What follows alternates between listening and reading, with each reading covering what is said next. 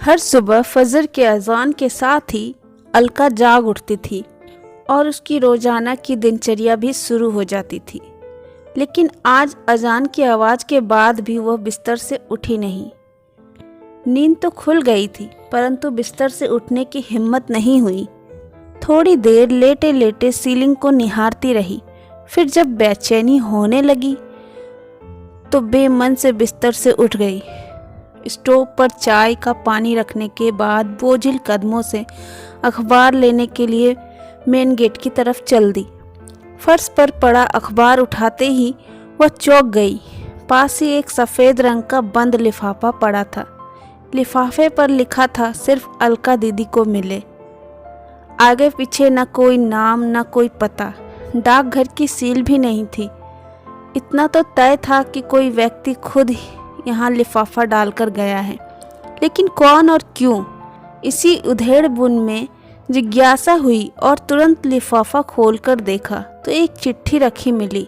चिट्ठी हाथ में लेकर कुछ पल सोचती रही कि पढूं या फेंक दूं। न जाने किसने लिखी है और इस तरह रहस्यमय तरीके से चिट्ठी भेजने का मतलब क्या? बिना पढ़े फेंक दी तो हजारों सवाल जहन में कोलाहल मचाते रहेंगे। एक झटके में उसने चिट्ठी खोलकर पढ़ना शुरू कर दी। प्यारी दीदी, नमस्कार। मैं ही वो बदनसीब चोर हूँ जिसने 3 दिन पहले आपके घर में सेंधमारी कर लाखों रुपये की नकदी और सोने चांदी के आभूषणों पर हाथ साफ किया है। अलका को काटो तो खून नहीं। पहली लाइन पढ़ते ही अलका का चेहरा गुस्से से तमतमा गया। पिछले 3 दिनों के बाद हुआ घटनाक्रम तेजी से आंखों के सामने घूमने लगा। मैं जानता हूँ मेरा यह इकबाल जुर्म आपके गुस्से को 7वें आसमान पर ले जाएगा और थोड़ी हैरानी भी होगी कि एक चोर आपको चिट्ठी लिखने की हिम्मत कर रहा है। आपका गुस्सा होना बेहद लाजमी है। आपके जीवन भर की जमा पूंजी चुराकर मैंने आपके और आपके परिवार के हर सदस्य के सपनों का हरण किया है। कल यानी घटना के अगले दिन आपके घर में हुई चोरी की खबर अखबार में पढ़ी तो बड़ी शर्मिंदगी महसूस हुई। अफसोस भी बहुत हुआ। मेरी इस करतूत से आपकी शादी निरस्त हो गई, जो अगले महीने होना तय थी। ऐसा लगा मानो जिस बहन की शादी का सपना मैं बरसों से देख रहा था, आज उसी बहन का नया संसार बसने से पहले खुद अपने ही हाथों से उजाड़ दिया। जी हाँ अलका दीदी, मेरी एक बड़ी बहन है दिशा। परिवार में हम 3 लोग हैं, माँ, दिशा और मैं। अपना दुखड़ा सुनाने से पहले मैं कुछ कह देना चाहता हूँ। दरअसल मैं वैसा चोर नहीं हूँ जैसा आपने सोचा है। अपनी ऐशो आराम या मेहनत से बचने के लिए मैंने ऐसा शर्मनाक और गैर कानूनी कृत्य नहीं किया है। हाँ दीदी, मैंने स्नातक की है और फिलहाल बेरोजगार हूँ। पिता का देहांत मेरे बचपन में ही हो गया था। माँ ने सिलाई, कढ़ाई और घरों में काम कर हम दोनों भाई बहन का लालन पालन किया और माँ के बलिदान व जुनून की बदौलत ही हम दोनों स्नातक तक पढ़ाई कर सके।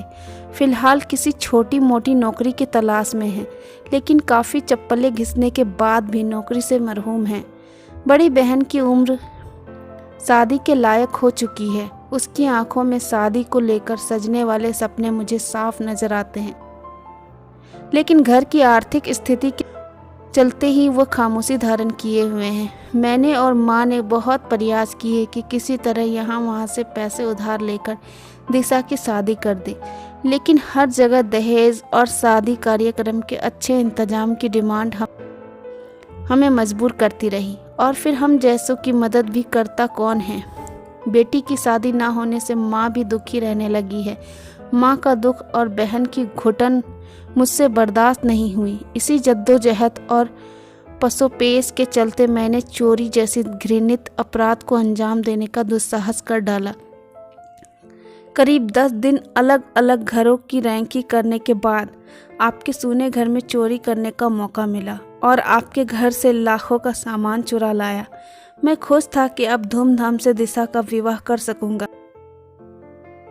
उसके सपने पूरे हो जाएंगे। साफ है कि चोरी की बात मैंने ना तो माँ को बताई और ना ही बहन से जिक्र किया। हाँ, इतना भर ज़रूर कह दिया कि अब घबराने की ज़रूरत नहीं अच्छा लड़का देखना शुरू कर दो। शादी के लिए रुपयों या आभूषण का इंतजाम मैं किसी तरह कर दूंगा। माँ व बहन दोनों ही बहुत खुश हुए, इतने खुश हुए कि उन्होंने यह भी नहीं पूछा कि बेटा इतने पैसे का इंतजाम कहाँ से और कैसे करेगा।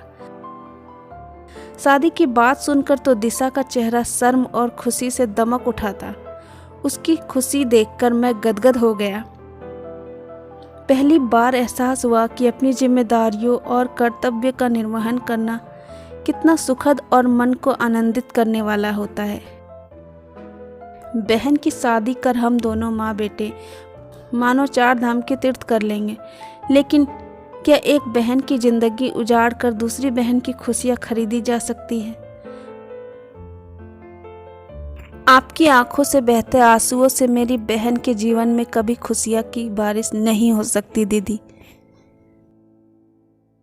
मनुष्य को इतना भी निर्दयी नहीं होना चाहिए कि वो अपनी खुशियों के लिए दूसरों का घर संसार उजाड़ दे। दिशा के भाग्य में यदि शादी की खुशियाँ लिखी होंगी तो वह हर हाल में उसे मिलकर रहेगी।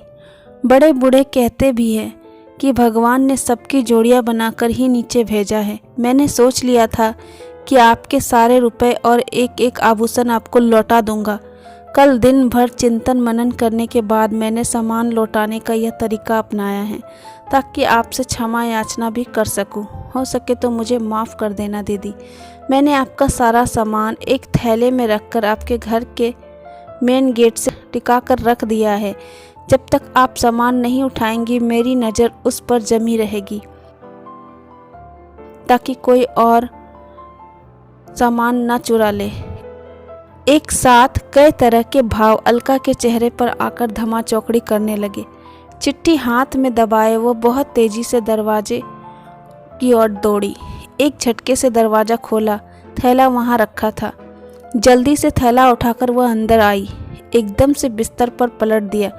नोटों की सभी गड्डियाँ और एक एक जेवर सही सलामत। उसकी आंखों से आंसू और होठों पर मुस्कुराहट थिरक उठी। अलका ने सारे पैसे और जेवर अपने दोनों हाथों में समेट कर चेहरे से लगा लिए। फिर अचानक उसे चिट्ठी का ख्याल आया और एक बार फिर अचानक वह दरवाजे की ओर दौड़ पड़ी। दरवाज़ा खोलकर उसने चारों तरफ नजरें फिराकर देखा। सूनी सड़क पर कोई भी नहीं दिखा। चिट्ठी अभी पूर्ण नहीं हुई थी। आगे लिखा था, एक गुजारिश है दीदी, इंसानियत व कानून दोनों ही के नज़रों में मैंने ऐसा अपराध को अंजाम दिया है और उसकी सज़ा भी कानून में तय है। एक ना एक दिन कानून के लंबे हाथ मुझ तक पहुंच ही जाएंगे। मेरे जेल जाने के बाद माँ और दिशा की ज़िंदगी बर्बाद हो जाने का पूरा अंदेशा है। अतः मैं चाहूँगा कि पुलिस में दर्ज चोरी का मुकदमा आप वापस ले लें ताकि मैं पूरी तरह से बेफिक्र होकर अपनी माँ व बहन की सेवा कर सकूं, उनका सहारा बन सकूं। नमस्कार। अलका ने फौरन अपनी माँ व अन्य परिजनों को जाकर सारा किस्सा सुनाया। उनके सामने जेवर व रुपये रख दिए। माँ को तो खुशी के मारे रो रो कर बुरा हाल हो गया। सभी ने भगवान का लाख लाख शुक्रिया अदा किया और ईमानदार चोर की इंसानियत पर। अलका ने मसरूका वापस मिलने की जानकारी पुलिस को देकर अपनी FIR भी वापस ले ली। तो दोस्तों, कैसी लगी आपको ये कहानी? कमेंट करके हमें ज़रूर बताइए। और अगर आपको वीडियो पसंद आई तो वीडियो को लाइक करिए। और अगर आपने अभी तक हमारा चैनल सब्सक्राइब नहीं किया है तो सबसे पहले आप चैनल को सब्सक्राइब कर लीजिए। मिलते हैं ऐसी ही दूसरी कहानी के साथ। तब तक अपना ख्याल रखिए और अपनों का खूब सारा ख्याल रखिए। Thank you for watching.